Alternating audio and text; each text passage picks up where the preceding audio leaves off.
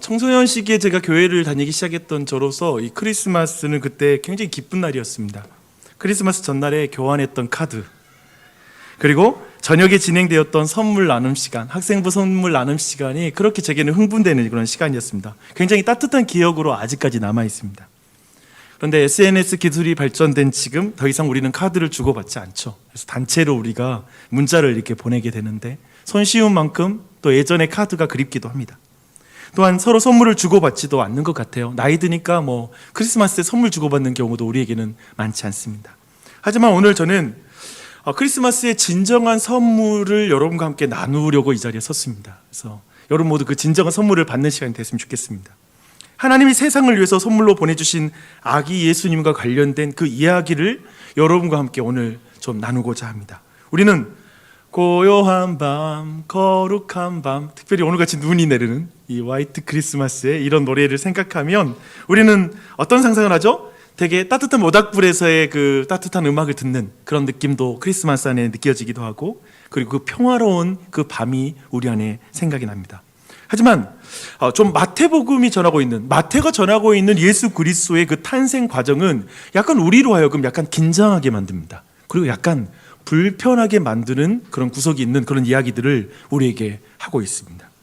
이런 불편함은 디즈니가 굉장히 아름답게 각색한 백설공주의 원작 그림 형제라는 그 독일 사람들이 썼는데요. 그림 형제의 그 초판을 볼 때에 우리가 가질 수 있는 불편함과 약간 비슷할 수 있다는 그런 생각이 들었습니다. 그 백설공주 속 왕비 있잖아요.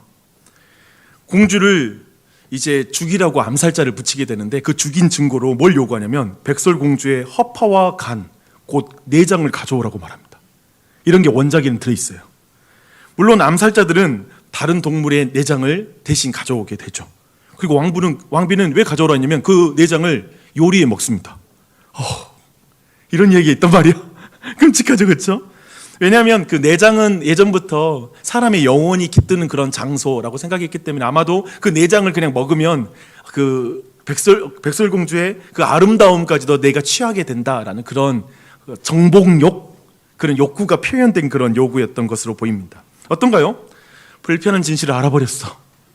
그냥 그거 몰라도 되는데 라는 생각이 들 수 있겠죠. 그런 의미에서 예수님과 관련된 오늘 이야기의 이 일련된 과정들은 우리 모두에게 약간의 그런 조금은 다르지만 그런 불편함을 우리가 가질 수 있을 것입니다. 오늘 이야기는 이래요. 로마 제국에 강력한 힘이 미치던 때에 로마의 가까운 동맹자였던 이두메인 헤롯이 유대 지역의 왕으로 세워지게 됩니다. 그러니까 이두메인이 누구냐면요, 구약 성경에서 등장하는 그 야곱의 형 에서의 후손입니다. 에돔 족속이잖아요, 그렇죠? 근데 그 이두메라는 말이 거기서 나온 말이에요. 그래서 이두메가 거기 후손이에요. 그러니 혈통을 중시하던 고대 시대에 헤롯의 통치 기반은 늘 불안할 수밖에 없었습니다. 웬 외국인 왕이 우리를 다스려? 라는 그런 인식을 주는 거죠. 그런데 어느 날 동방으로부터 박사들이 도착했습니다. 여기서 박사란 오늘날로 좋은 의미로 말하면 화학의 발전을 연금술사가 만들었듯이 오늘날의 그런 천문과학의 효시가 되었다라고 할 수 있는 천문학자라고도 말할 수 있을 거고요. 하지만 좀 더 정확하게 말하면 그들은 천체 현상을 관찰하여 인간의 운명과 장래를 예측하는 일을 했기 때문에 점성술사라고 이렇게 우리가 말하는 게 이들에 대한 정확한 칭호가 될 것 같습니다. 그들은 어느 날 자신의 나라에서 굉장히 특별한 별을 보게 됩니다. 그들은 그것이 유대인의 왕의 탄생을 가리킨다라는 것까지 해석하게 돼요. 정확하게 알게 됩니다. 근데 여기서 질문이 생기죠, 그렇지 않아요? 어떤 질문이냐면 그 특별한 별이 자신들이 속한 나라의 왕도 아니고, 아니면 그 당시에 가장 힘이 있었던 로마 제국의 왕도 아니고, 왜 그 로마의 지배를 받는 유대인의 왕인 줄 어떻게 알았을까라는 이런 질문이 하나가 또 우리 안에 있고, 또 한 가지는 뭐냐면 사실상 로마의 지배를 받고 있는 약소국에 지나지 않는데, 사실상 나라가 없다라고 말할 수 있는 유대인의 왕인데 굳이 먼 길까지 찾아와서 그를 경배할 필요가 있었을까라는 이런 질문을 우리 안에 좀 하게 되는 장면이기도 한 것 같아요. 근데 이 모든 것을 이해할 수 있는 좀 이 배경이 될 수 있는 역사적인 한 가지 이야기를 좀 들려드릴게요. 기원전 44년에 율리우스 카이사르가 암살되었습니다. 그래서 그의 시신은 로마의 장례 방식으로 장작더미 위에 올려져서 태워지는 방식으로 이제 장례를 치렀습니다. 근데 그때였어요. 역사상 가장 큰 우연과 같은 사건이 벌어지게 됩니다. 하늘에 초신성이 나타난 거예요. 그 후 몇 년 동안 점성가의 사업이 크게 번창했다고 합니다. 왜 그런지 알겠죠? 왜냐하면 위대한 왕이 태어나거나 죽을 때 하늘의 별을 통해서 사람들에게 메시지를 준다라는 이 믿음이 광범위하게 퍼졌기 때문에 그런 일이 벌어지게 된 것이죠. 근데 특별히 이제 또 한 명을 좀 왕을 소개하기 원하는데요. 제9대 로마의 황제였던 베스파시아누스라는 그런 왕도 있습니다. 근데 그 왕은 AD 60년경에 로마의 장군으로서 반란을 일으킨 예루살렘, 이스라엘을 점령했습니다. 반란을 진압했어요. 그리고 그가 돌아가서 황제가 되기 위한 캠페인을 벌이거든요. 그러니까 무력 시위를 벌이게 되는데, 그때 그가 뭐라고 말했냐면, 그는 자신이 유대에서 나올 것으로 예상되었던 그 통치자다라고 알리면서 캠페인을 벌였어요. 그러니까 이렇게 본다면 흥미롭죠. 즉 유대인들이 굉장히 광범위하게 퍼져있던, 디아스포라 유대인들이 광범위하게 퍼져있던 당시 세계의 사람들은 유대인들이 기다리는 그 특별한 왕에 대한 이야기를 어느 정도 들어서 알고 있는 거예요. 왜 유대인들은 저렇게 끝까지 로마에 그렇게 대항해 들이대? 자기들한테 특별한 왕이 온다고 뭐 약속했대. 뭐 이런 식의 이야기가 거기 안에 광범위하게 퍼져 있는 것이죠. 이렇게 보면 지금 동방 박사들이 별을 보고 이게 유대인의 왕의 탄생을 말하는 거야 라고 생각하고 최소 몇 개월 동안 그들은 많은 물품을 챙겨서 그리고 돈을 들여가면서 힘든 길을 지금 걸어오는 이유가 대강 우리 안에 이해가 돼요. 왜냐하면 그 특별한 왕과 관련된 별이라는 걸 알아차린 것입니다. 이렇게 보니 동방 박사들이 굉장히 매우 실력 있고 그리고 멋있어 보이지 않으세요? 지금 있으면 가서 나도 점 좀 치고 싶은 마음. 굉장히 요즘 젊은이들이 점을 많이 친대요. 제가 최근에 들은 말이. 그래서 굉장히 그런 마음이 있어요. 그런데 나중에 비참한 나비 효과를 일으키는 이들의 헛발질이 이제 예루살렘에서 시작됩니다. 그들은 예루살렘에 도착해서 외칩니다. 유대인의 왕으로 나신 이가 어디 계십니까? 우리는 동방에서부터 그의 별을 보고 그에게 경배하러 왔습니다 라고 이렇게 말을 하게 됩니다. 그들은 유대인의 왕의 탄생을 가리키는 그 별을 보고 당연히 유대인의 왕은 어디에서 태어난다? 예루살렘에서 태어난다 라고 생각한 거죠. 그렇게 와서 물은 거예요. 그러자 지금 살아있는 권력인 헤롯 왕과 그의 눈치를 봐야 하는 온 예루살렘 성이 이 말을 듣고 소동이 일어나는 게 굉장히 당연하죠. 그렇죠? 이건 굉장히 큰 소동이 일어난 거죠. 동방 박사가 가져온 소식은 예루살렘의 봄이라는 영화를 찍어도 될 수 있는 소식이죠. 그렇죠? 지금 그런 분위기예요. 이 소식에 가장 당황했을 헤롯 왕은 그런데 정말 냉철하게 행동을 시작합니다. 정말 탁월한 왕 맞아요. 이두메 사람으로서 지금 유대인의 왕이 될 정도니까 굉장히 정치력이 있어요. 그가 얼마나 지혜로운지 보세요. 먼저 대제사장과 율법 교사들을 불러서 그리스도 곧 메시아가 어디에서 태어난지를 묻고, 그리고 그 사람들은 성경에서 기록된 대로 베들레헴에서 태어난다라는 이 보고를 하게 됩니다. 베들레헴은 지금 예루살렘 남쪽으로 약 7km 떨어진 지역이거든요. 굉장히 가깝죠. 그렇죠? 근데 이제 관건이 뭐가 남죠? 관건은 뭐냐면 누가 먼저 아이를 발견할 것이냐죠. 그래서 분명히 예언을 존중하는 사람들은 이 소식을 듣고 아이를 지키려는 자가 분명히 있었을 거라는 생각을 해봐요. 그래서 아이를 지켜야 되는데 라는 생각을 사람들은 했을 것이고, 또 한편에 아이를 죽이려는 자들이 발빠르게 움직여야 되는 12월 12일의 밤과 같은 그런 느낌의 막 움직임이 일어나는 거죠. 그러나 성경을 보니까요, 이 아이를 지키려는 움직임은 성경이 거의 전혀 나타나지 않습니다. 왜냐하면 살아있는 권력의 눈치를 봐야 되기 때문에 그렇습니다. 함부로 움직일 수 없죠. 대신 헤롯의 행동이 은밀하게 이제 진행되기 시작합니다. 유대인들의 메시아 사상을 굉장히 잘 알고 있었던 헤롯은 대놓고 군대를 움직이잖아요. 군대를 움직였다간 민심이 크게 흔들릴 수 있기 때문에 아주 은밀하게 대신 동방 박사를 불러서 유대인들의 메시아 사상을 존중하는 듯한 정치적 레토릭을 사용하죠. 이렇게 말합니다. 아기에 대해서 알아보고 찾으면 내게 알려달라. 나도 가서 그에게 경배하겠다. 그죠? 굉장히 정치인의 말이에요. 그리고 유대인들의 민심을 충분히 달랠 만한 그런 말이기도 합니다. 그런 아기를 찾으면 죽이지 결코 살려두지 않을 거예요. 그런데 그렇게 말을 하는 거예요. 왜냐하면 두 왕이 있어서는 안 되니까 새로운 이 왕을 죽여야 되겠죠. 여기에서 이 말을 들은 동방 박사의 입장을 한번 지금부터 약간 생각해 보여요. 동방 박사가 지금 1년의 이 과정 쭉 봤잖아요. 그들은 지금 이 말을 들었을 때 무슨 생각을 했을까라는 것을 한번 생각해 보는 거죠. 그들은 헤롯의 말을 곧이곧대로 믿었을까요? 너가 찾으면 내게 알려줘. 내가 가서 경배할게. 이 말을 그대로 이해했을까요? 그들은 유대인의 왕이 태어났다는 말을 듣고 나서 발칵 뒤집어지는 헤롯 정부와 민심의 눈치를 보고 있는 민심을 충분히 눈치챘을 거예요. 왜냐하면 하늘의 흐름에도 민감한 사람인데 그 정치에 사람들의 그런 민심의 흐름 못 읽겠어요? 충분히 읽을 수 있었을 것입니다. 그들은 자신들이 가져온 그 소식이 유대인의 왕을 위험하게 만들었다, 도리어 태어나게 된 그 어린 왕을 위험하게 만들었다라는 그것으로 굉장히 근심에 가득 차게 됐을 것입니다. 곧 메시아를 만난다라는 그 기쁨, 이제 만날 수 있어라는 생각으로 예루살렘 들어가서 말했지만 사실 이제 예루살렘 성을 나와야 된 그 상황에서는 근심이 가득한, 기쁨을 다 잃어버리고 그 성을 나서게 된 상황인 것이죠. 헤롯 왕의 말은 내가 보고 있어, 똑바로 하고 보고 잘해, 이런 말로 들리지 않았을까, 굉장히 위협적으로 들리지 않았을까라고 생각해 봅니다. 그들은 자신들의 헛바질로 인해서 굉장히 모든 것을 그리친 것 같은 느낌이 들었을 거예요. 예루살렘에 헛걸음했다라고 느꼈을 거예요. 그래서 아마도 두 다리에 힘이 다 빠진 상태로 이젠 베들레헴을 향해서 걸어가지 않았을까 생각됩니다. 그런데 동방에서 봤던 그 별이 그들 앞에 계속 그들을 인도하고 있었고, 아이가 있는 곳에 그 별이 서 있는 걸 보게 된 거예요.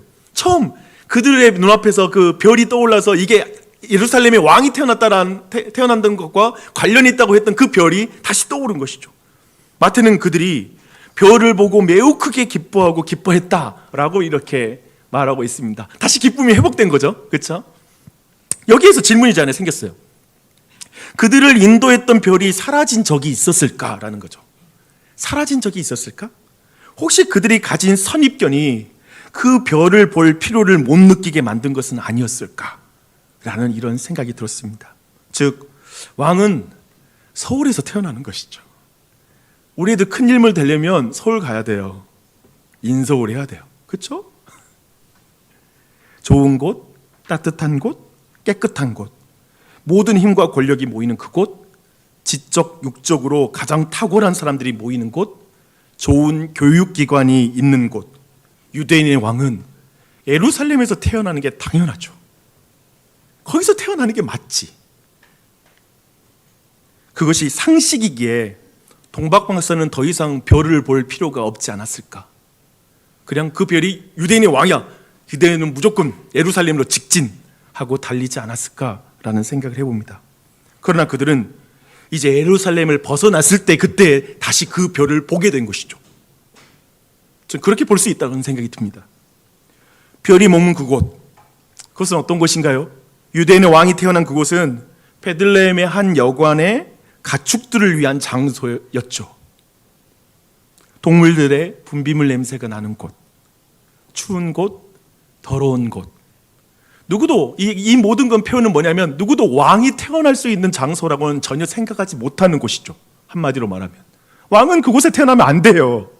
말이 안 돼요. 별이 머문 그곳에는 칼을 찬 군대 장관이 거기 안에 서 있는 것이 아니라 양을 치는 지팡이를 들고 있는 목자들이 그 안에 지금 있죠. 멋진 말들, 전투력에 사용돼서 승전마라 불리는 에쿠스가 그 안에 있는 것이 아니라 농사를 짓고 허드렛 일을 하고 있는 나귀와 소들이 그 안에 있었겠죠. 그 특별한 집에 들어가 이제 동방박사들은 마리아와 그 품에 안긴 아기에게 엎드리고 유대인의 왕이신 아기 예수께 경배하고 준비한 황금과 유황과 모략을 드렸다라고 말하고 있습니다. 그리고 그들은 꿈에 헤롯에게 돌아가지 말라 하는 지시함을 받고 다른 길로 고국으로 이제 돌아가게 됩니다. 오늘 읽었던 말씀 여기까지였어요. 정말 놀라운 이야기죠, 그렇죠? 굉장히 놀라운 이야기예요. 하지만 유대인의 왕은 어디에 있느냐? 유대인은 왕으로 나시니가 어디에 있느냐가 가진 그 정치적 의미를 생각할 때 사실상 오늘 이야기는 동방박사 입장에서는 사실 죽었다가 살아난 이야기이기도 하죠. 생각해보세요. 헤롯 대왕이 죽여도 상관없어요. 너가 감히 지금 이 헛된 소문을 퍼뜨린다고 당장에 단칼로 죽을 수도 있는 상황이었죠. 지금 그 상황을 넘어간 거예요. 정말 예루살렘의 봄이라는 이름을 붙이고 영화를 만들 수 있을 것 같은, 각색만 한다면 충분히 그 긴박감을 만들어낼 수 있는 그런 이야기가 오늘 말씀이기도 합니다. 하지만 오늘 메시지를 제가 시작하면서 언급했던 불편한 진실에 대해서는 여러분이 아직 느껴지지 않는 이야기를 지금까지 들었던 것 같아요. 그렇죠? 별로 이게 왜 그렇게 불편하지? 마태가 왜 불편하다고 말하지? 이렇게 이해가 안 될 것입니다. 제가 사실 영화를 만든다면 박사에게 속은 것을 안 헤롯 대왕의 학살극까지 포함시켜서 제가 영화를 만들 것 같습니다. 헤롯 왕은 은밀하게 그리고 조용히 참된 왕을 죽이는 어떤 의미에서 조용한 쿠데타에 실패한 것을 자신이 알아요. 그는 그래서 이제 계엄령 선포하고 공수부대를 베들레헴으로 보냅니다. 그리고 베들레헴만이 아니라 그 임방 근처까지, 그러니까 우리가 암을 수술할 때 그 부분만이 아니라 넓게 이렇게 퍼진 것을 예상하고 딱 절제하게 되잖아요. 동일하게 그 근방까지, 그리고 나이도 넉넉하게 가요. 2살까지 남자아이들까지 모두 학살해버립니다. 이 부분에서 고요한 밤, 거룩한 밤, 이 찬양을 부르며 편안하게 크리스마스를 즐기던 사람들은 당혹스러움을 느끼게 되죠. 우리는 모두 자식을 가지고 있는 부모이기 때문에, 이 자리에 있는 대부분들이 그렇기 때문에 지금 이 느낌을 아는 거예요. 온 세상을 구원하기 위해 예수님이 태어난 것을 기뻐하던 이들은 헤롯 왕의 군대에 의해서 학살당한 아들을 껴안고 울부짖었을 저 라마에 애곡하는 라헬을, 그 애곡하는 그 어미의 통곡 소리가 너무 불편한 거죠. 왜 이 일이 벌어져? 왜 지금 예수의 탄생 바로 뒤에 이런 이야기가 기록돼 있어? 라는 불편함이 느껴집니다. 이게 무슨 일이지? 도대체 지금 성경 안에 무슨 일이 벌어지고 있는 거야? 도대체 이 성경 안에 왜 이런 이야기가 있어? 라는 생각이 드는 것이죠. 하나님이 예수님이라는 선물을 주었는데 그 선물이 누군가에게 상처를 주는 것 같은 느낌.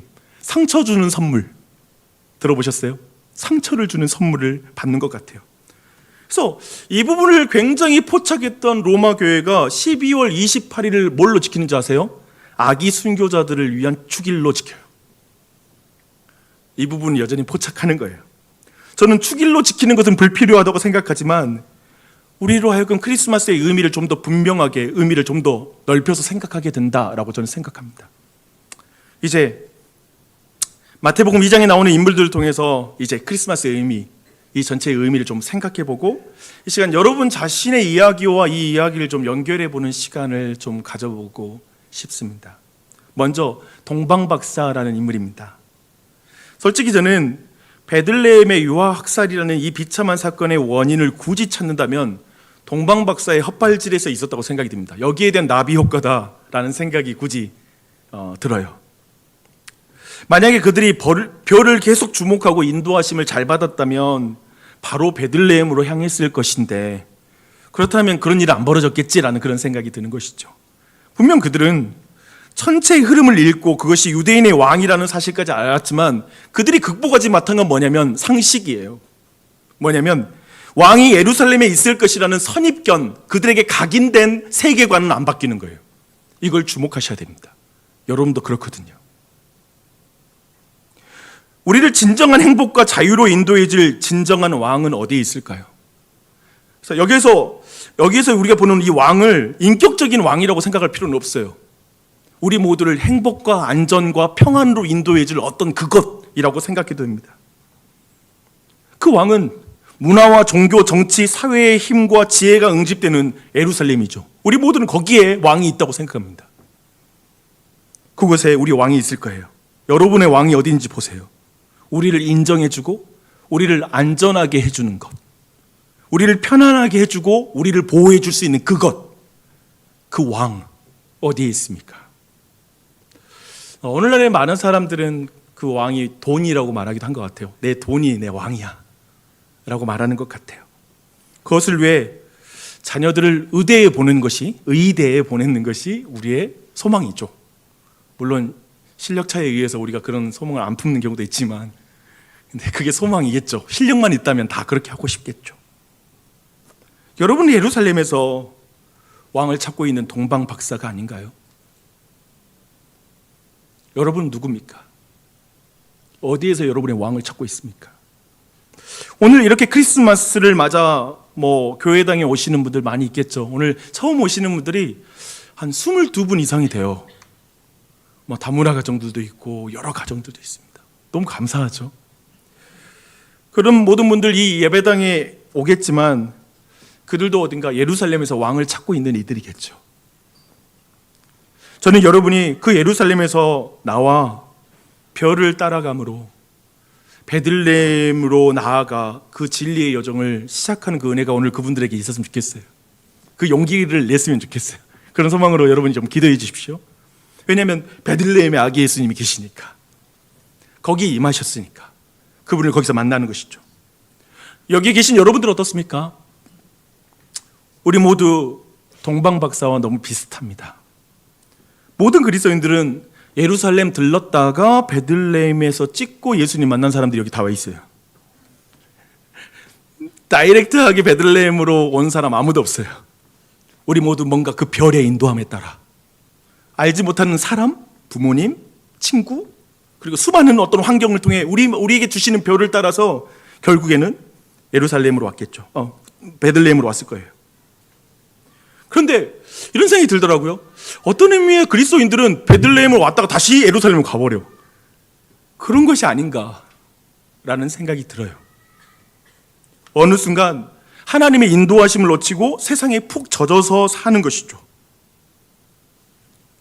그래서 혹시 여러분 가운데 그런 분이 계시다면 예수님께서 오늘 우리에게 이렇게 말씀하십니다. 너의 예루살렘에서 나오렴. 너의 예루살렘에서 나오렴. 환한 도시를 벗어나면 다시 별이 보일 거야. 내가 머무는 장소가 보일 거야. 라고 말씀하시는 것이죠. 다시 하나님의 인도하심을 회복하는 은혜가 여러분에게 있기를 축복합니다. 아멘. 그게 크리스마스 의미일 거예요. 두 번째 보고 싶은 것은 헤롯 왕입니다. 헤롯 왕. 헤롯 왕은 왜 성경에서 가리키는 그 진정한 왕 예수님을 왜 죽이고 싶어 할까요? 왜 죽이고 싶어 하죠? 우리 너무 쉬운 질문이라서 의도를 파악하기 전에는 답을 못할 지경으로 쉬운 질문이죠. 그렇죠? 예수님을 왕으로 모시면 자신이 왕에서 내려와야 되기 때문에 그렇습니다. 자기의 왕을 포기해야지만 예수님 왕으로 모실 수 있거든요. 그거 못하겠다는 것이죠. 예수님은 분명히 하나님이 모든 사람을 위해 주신 선물인데 헤롯에게만은 굉장히 당혹스러운 질문이에요. 전혀 받고 싶지 않은 선물이에요. 그에게는 이 선물이 안전하게 와닿지 않습니다. 그가 가지고 있는 기존의 정체성을 다 내려놔야 되기 때문에 그렇습니다. 자신이 옳은 위치를 내려놔야 되기 때문에 도저히 안 되겠는 거예요. 어떻게 거기까지 올라왔는데 내가 이 조그만 애기한테 내 모든 왕권을 넘겨줘? 말이 안 되지. 내 인생이 부정당하는 것 같은 거예요. 그래서 유대인의 왕이 어디에 나셨습니까? 라는 이 복음이 그를 당혹스럽게 만들었고요. 그의 마음을 긁어댔고요. 그리고 그를 신경 쓰이게 만들었어요. 그래서 언제 동방 박사가 언제 소식을 알려줄지를 매일매일마다 막 기다리다가 어느 순간은 짜증이 폭발하죠. 그를 불안하게 만들었고 결국에 분노로 유아들을 그냥 쓸어버리죠. 학살해버립니다. 여기에 계신 모든 분들은 헤롯 왕의 입장에서 우리가 기다리는 왕이 나셨습니다라는 소식이 복음이 아니라는 것에 대해서 충분히 이해할 것입니다. 이거 복음 아닙니다. 그렇죠? 그리고 여러분은 헤롯 왕이 아니기에 이 소식이 여러분에게는 불편할 이유가 별로 없다라고 생각할 수도 있습니다. 생각해봐요. 여러분 불편하지 않잖아요? 예수가 오셨어요. 왕이 오셨어요. 왕이 태어나셨어요. 한 명도 불편하지 않아. 그렇죠? 제가 확신해요. 불편하지 않아요. 그런데 이렇게 보면은 성경의 관점을 받으면 약간 불편해지기 시작할 거예요. 성경은 여러분을 헤롯 왕의 자리에 세웁니다. 특별히 우리가 아는 사사기라는 성경을 생각해 보십시오. 하나님을 왕으로 모시지 않는 사람들은 결국 스스로 왕으로 살아갑니다. 그걸 말하고 있죠. 스스로 자신을 왕이라고 생각하는 사람 근데 여기 한 명도 없어요. 여러분 스스로를 나는 왕이다 뭐 이렇게 말하는 분 별로 없잖아요. 찬양을 부를지언정 보통 삶일 땐 나는 왕이야 라고 생각하는 분은 없어요. 난 그런 죄인 아닌데 왜 그래? 라고 생각하는 것이죠. 근데 성경적으로 카테고리를 다시 정의하면 뭐냐면 하나님을 왕으로 모시지 않으면 스스로를 왕으로 생각하는 삶을 사는 거예요. 그게 성경적 정의예요. 그리고 그렇게 스스로 왕이 되어가는 삶을 성경은 죄라고 말하죠. 죄의 본질은 거기에 있어요. 죄의 개념은 윤리적으로 나쁜 행동이 먼저가 아니라 내가 스스로 왕이 되어 살아가는 것이 죄의 중심에 있죠. 그래서 왕이 나셨습니다. 그 왕이 어디에 계십니까? 라는 이 소식은 사실 우리 모두에게 불편한 소식이에요. 왜냐하면 우리가 가지고 있었던 우리 기존의 모든 알물 그리고 우리의 삶을 흔들기 때문에 그래요. 하나님에 대한 이해, 세계에 대한 이해, 나 자신에 대한 이해를 흔들고 균열을 내고 상처를 입히기 때문에 이 소식이 너무 불편해요.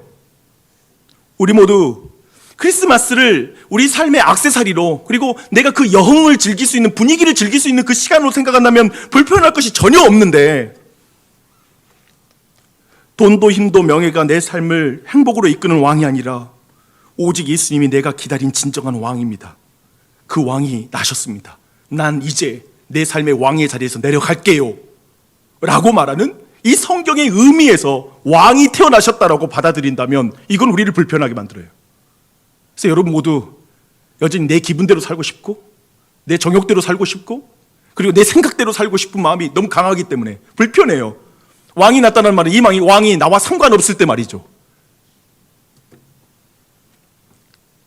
이 자리에 교회를 오래 다녔지만 예수님을 왕으로 믿는 부분은 늘 당혹스럽고 그 말이 늘 긁어대고 늘 신경 쓰이게 만들었던 경험이 있었다면 특별히 나지오신 장로교회에 와서 늘 이 부분을 긁어대니까 이런 것들이 너무 불쾌하고 자꾸 이것이 너무 불편한 마음이 있었다라면 바로 이 때문에 그렇습니다. 이건 불편한 소식입니다. 왕이 나셨다? 그래서 헤롯처럼 아기 예수를 죽이고 싶을 정도는 아니지만 비슷하게 그냥 하나님이라는 개념을 삶에서는 지우고 싶습니다. 생각을 굳이 하고 싶지 않아요. 여러분 일주일 동안 한번 생각해 보세요. 예수님이라면 어떻게 말씀하셨을까라는 걸 생각해 보신 적이 있으신 분? 하나님은 이때 내가 어떻게 하는 걸 기뻐하실까를 생각해 보신 적이 있으신 분? 이 말이 한마디로 말하면 왕이신 하나님을 따라가는 삶이잖아요. 그런 사고가 일상에 있는 거잖아요. 근데 그게 싫은 거예요. 그냥 귀찮아. 내 기분대로 살 거야. 굳이 내가 하나님께 기도하는 거? 내가 요즘 그래요. 기도 좀 해보세요 라고 하거든요. 한번 기도해 보세요. 아유 기도 안 해도 돼요. 마치 그래서 많은 사람들은 밖에 있는 사람들은 예수님을 절대적으로 강조하는 듯한 표현이 굉장히 불편합니다. 예수 그리스도만이 왕이십니다. 예수 그리스도만이 주인이십니다. 온 우주의 통치자예요. 그러면 기독교만 그렇게 믿음이 있나? 타종교회도 다 그렇게 신앙이 있는 건데 왜 이렇게 존중을 못 해줘? 독선적이야? 왜 그래 저렇게 독재적이지? 라는 느낌을 지울 수가 없는 거죠. 왜 기독교는 오직 예수를 말하는가? 왠지 스스로 왕이 되어 살아가는 삶의 방해꾼이 예수님인 것처럼 느껴지게 되는 거죠. 지금 왕이 오셨다는 소식에는 굉장히 이 근본적인 우리 안에 불편함과 우리를 긁는 것이 있다는 걸 계속 말씀드리고 있습니다. 예수님이 마치 쿠데타를 일으키는 반란군처럼 여러분의 삶에 치고 들어오는 그런 존재로 느껴지기 시작하는 것이죠. 그러나 성경의 원래 설명은 다릅니다. 원래 사람의 주인은 그 사람을 만드신 하나님이라고 말합니다. 하나님이 왕이시죠. 그런데 사탄의 말을 듣고 사람들이 반란을 일으킨 것입니다. 자기가 자신의 주인이라고 주장하기 시작했습니다. 반란군이 왕 노릇하는 세상에 진정한 왕이 사람의 몸을 가지고 이 땅에 오셨습니다. 그게 크리스마스이죠. 왕이 나셨습니다. 그 왕이 어디에 오셨나요? 예루살렘이 아니라 베들레헴에 오셨습니다. 그 왕은 누구를 부르셨나요? 동방 박사를 불렀습니다. 성경에서 에덴의 동방은 타락한 인간이 추방되는 장소였습니다. 하나님을 멀리 떠나 별들로 점을 치는 이들. 사실상 이 동방 박사는 우아하게 포장돼서 그렇지 우리가 너무나 혐오하는 종교적인 이방인이고 이방 종교를 따르는 자이고 종교적인 약자라고 말할 수 있겠죠. 그렇게 이 자리에 어쩌면 교회 안에도 그리고 오늘 초대된 사람 안에도 나는 교회와 어울리지 않아. 나는 기독교와 어울리지 않아. 나 같은 성격과 이런 사람들 살아온 사람은 교회에 오는 게 어울리지 않는데 내가 오늘 가정의 평화를 위해서 왔어 라고 하는 분들도 있을 수 있겠죠. 그런데 그렇게 주장할 수 있는 사람이 아무도 없는 거예요. 동방 박사가 예수 그리스도를 가장 먼저 예배한다라는 것, 어떠한 율법 교사도 어떠한 제사장도 안 나와 있어요. 그게 예수님이 베들레헴에 태어나는 거 다 알아요. 그 상황에 헤롯의 눈치를 보면서 아무도 그 자리는 안 와요. 근데 어쩌면 오늘날의 그리스도인들 안에서도 그냥 우리의 인생의 많은 눈치를 보면서 정작 예수님을 예배하는 베들레헴은 안 갈 수 있다고요. 때로는 예루살렘의 화려한 네온 사인에 눈이 멀어서 살고 있지만 오늘 각자의 별을 따라 이 예배당에 와서 아기 예수님에 대한 말씀을 그러나 우리 모두는 듣고 있습니다. 이걸 놓치지 마십시오. 동방 박사가 예수님을 예배한다. 그리고 예수님 곁에 있는 목자들이 있습니다. 그들은 교대하지 않고 밤샘 근무를 해야 하는 경제적 약자들입니다. 그들이 예수님 곁을 지키고 있습니다. 그래서 마태복음의 저자는 여러분에게 이런 복음을 말하고 있는 거예요. 왕이 나셨습니다. 이제 당신 스스로 왕이 될 필요 없어요. 여러분의 왕의 자리에 내려오세요. 이 왕이 너무 좋은 분이에요. 스스로 왕이 되어서 무거운 짐을 질 필요가 없어요. 동방 박사를 가장 먼저 만나주시는 왕이 오셨어요. 저 목자들을 만나주시는 왕이 오셨어요. 이게 기쁘십니까? 크리스마스 캐롤에 이런 노래가 있습니다. 울면 안 돼, 울면 안 돼. 산타 할아버지는 우는 애들에겐 선물을 안 주신대요. 이런 그 캐롤 가사를 다큐로 막 읽으면 안 되는데 태어나실 때 분명 생명의 울음을 터뜨리셨을 예수 그리스도께서는 이렇게 말씀하십니다. 울어도 된단다.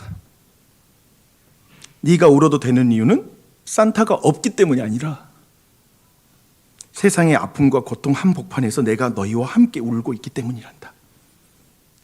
아기 예수로 오셔서 우신 거예요. 진짜 연약한 모습으로 나랑 같이 우시러 오신 거예요. 예수님은 우리의 눈물을 닦아주실 왕이기 때문에 그렇습니다. 아니요, 대신 울어주시는 분이십니다. 어쩌면 우리는 진짜 울어야 될 것에 울지 못하고 진짜 울어야 할 때 울지 못하는 것 같아요. 한 번은 십자가에 달리신 예수님을 보고 많은 여인들이 막 울었어요. 그때 예수님이 뭐라고 하신지 아세요? 예루살렘의 딸들아, 나를 위해 울지 마라. 너희와 너희 자녀를 위해서 울라 라고 말합니다. Don't cry for me, 아르헨티나라는 그런 노래가 있어요. 뮤지컬 에비타에 나오는 넘버인데요. 국중 후안 페론이 아르헨티나의 대통령이 되고 나서 그의 아내인 에바 페론이 이제 발코니에서 노래를 부를 때 사용되는 그런 노래입니다. 그 노래의 한 가사를 한번 들려드릴게요. 울지 말아요, 아르헨티나. 난 여러분을 버린 적이 없어요. 거친 날들을 지내며 미칠 듯한 생애에서도 나는 약속을 지켰어요. 날 멀리하지 말아요. 부를 위해서 명예를 위해서나 나는 당신들을 초대한 적이 없어요. 비록 세상 사람들에게 내가 그것만 바랐던 것으로 보여줘도 그것들은 환상이고 그렇다고 해도 그것들은 답이 아니에요. 답은 늘 여기에 있었어요. 나는 여러분을 사랑하고 여러분은 나를 사랑하기를 바라요. 울지 말아요, 아르헨티나. 아르헨티나 사람들이 아직도 가장 존경하고 사랑하는 지도자가 이 에비타로 예명을 가지고 있는 에바 페론이래요. 모두가 기다리는 왕이었던 거예요. 우리 모두가 기다리는 왕이 있는 거예요. 자기의 명예와 자기의 정욕을 위해서 국민을 동원하지 않고 그리고 진짜 사랑해 주는 왕, 그것을 기대했던 거야. 그런데 우리에겐 그런 에바도 쉽게 죽죠. 사라지죠. 그리고 그의 개혁도 완벽하진 않았대요. 그리고 시간 지나면 많은 사람은 타락하죠. 그걸 알죠. 그러나 우리의 왕은, 우리 구주 예수님은 Don't cry for me, 아르헨티나가 아니라 Don't cry for me, you. 여러분들이 그렇게 말할 뿐만 아니라 내가 너를 위해서 대신 울어줄 거야. 내가 너의 짐을 대신 짊어줄 거야 라고 말씀하시죠. 이 예수님을 믿지 않으시겠습니까?